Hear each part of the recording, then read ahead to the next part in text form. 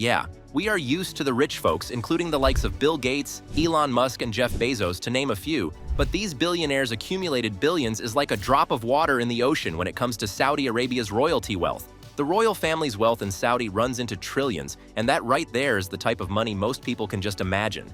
If you're wondering how the trillions came to be, well, you need a little detail on that.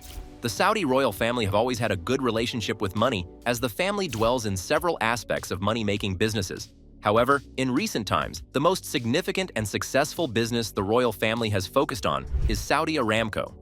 The state-owned oil giant reached a record-high valuation of $2 trillion after going public in December 2019. The record-high valuation made the company the most valuable company on the planet. The company beat the market capitalizations of unimaginable companies, even in the United States, the likes of Microsoft, Apple, and the others. To give a relatable detail, the Saudi Aramco company is worth more than Berkshire Hathaway, Facebook, and Amazon and a couple others combined. Just in the first 9 months of the year Saudi Aramco went public, a revenue of $68 billion was generated and announced by the company. The billions of dollars revenue made the company the most profitable company in the world. Anybody could have any type of money, but Prince Salman's money isn't on that list. Prince Salman flourishes in wealth, and he doesn't shy away from purchasing the best things money can buy. If you're itching to know about Prince Salman's list of expensive purchases, then get ready to have your jaw dropped while a quick rundown of that is done. In a world full of different kinds of expensive yachts, Prince Salman's $500 million yacht will blow your mind. The price alone is enough for anyone to realize how exorbitant the yacht features will be. Firstly, it's a 440-foot yacht named Serene. The large object on the water includes multiple swimming pools and hot tubs, 2 helipads, a helicopter hangar, a gym, and even a movie theater that is comfortable enough for about a dozen people. As interesting as all of those sound, wait till you hear the yacht's unexpected number of cabins. The Serene yacht has 15 cabins. That's some very big stuff on the sea. Talking about the purchase of the super yacht, the prince was just outside in the south of France vacationing when he saw a beauty that caught his attention.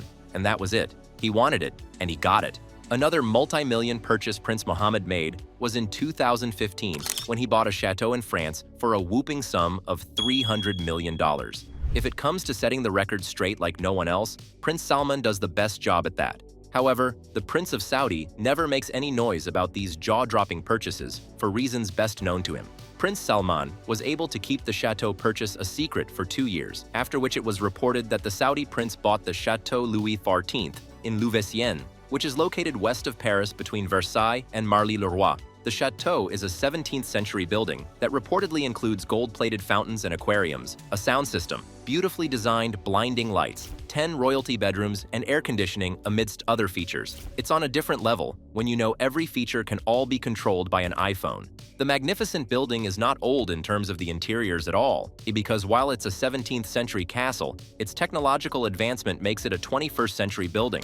Other features include a wine cellar, a movie theater, an indoor and outdoor swimming pool, and a moat with a transparent underwater chamber. There's a common denominator related to most rich people, and that's the purchase of expensive artworks. So yeah, the prince happens to be a lover of art too. Prince Mohammed couldn't take his eyes off a Leonardo da Vinci painting from wherever he was and eventually bought it for $450 million at a Christie's auction in 2017. As stated previously, where he was, because the prince made the winning bid on da Vinci's Salvator Mundi anonymously by phone. The prince's car collection is a testament of how little money seems to the Saudi royal family. Kicking off the list with Prince Salman's $5.5 million purchase of the Pagani Zonda Riviera. It's such a beautiful car to own, but the prince seems to love Ferraris more as he acquired the Ferrari LaFerrari in 2 different models, including the Ferrari LaFerrari Coupe and the Ferrari LaFerrari Aperta convertible. We are not halfway through Prince Salman's collection yet. The prince also has the $4.9 million Lamborghini Veneno Roadster, which is said to be one of 9 models that was produced.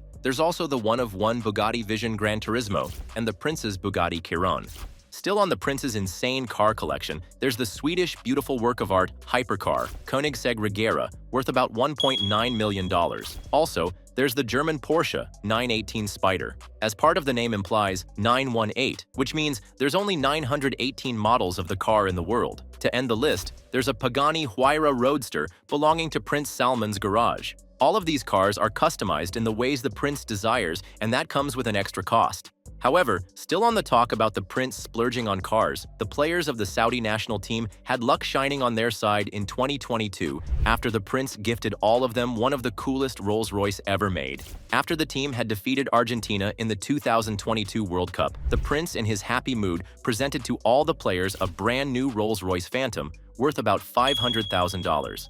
The prince easily became one of the most generous royalty figures in the world with his single extraordinary and extravagant act. There have been several talks about Prince Salman being the significant individual that took over the Newcastle United Football Club. With hundreds of millions, the prince controls one of the biggest football clubs in history. And that's not all. The prince seems to be a staunch lover of football, and he would do anything to make his country involved in the sport. Prince Salman didn't care about the millions of dollars spent just to buy world-class footballers Cristiano Ronaldo and Neymar Jr. to play in the Saudi teams. He just wanted to help give better visibility for the country's future in football. No one can deny the prince's smart move with money. More people watch the Saudi league nowadays because of the world-class players in the teams. The prince may splurge a whole lot on some things the country doesn't really care about, but he also never forgets his people, as he's always trying his best to put Saudi in a better light. Soaring above the skyline of Jeddah, Saudi Arabia, the world's tallest skyscraper is the Saudi $1 trillion tower.